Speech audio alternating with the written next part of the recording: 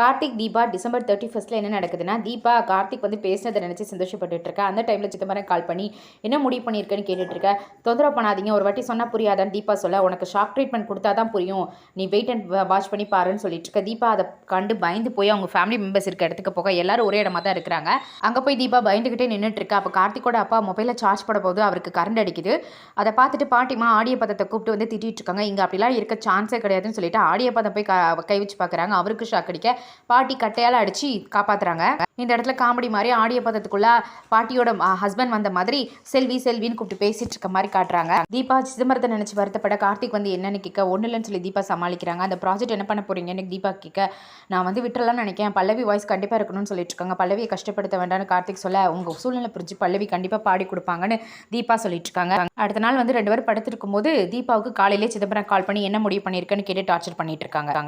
இதோட full episode video review வந்து சேனலில் இருக்குது. வேணுங்கிறவங்க கொஞ்சம் சேனல் வீடியோஸை கிளிக் பண்ணி பார்த்துக்கோங்க.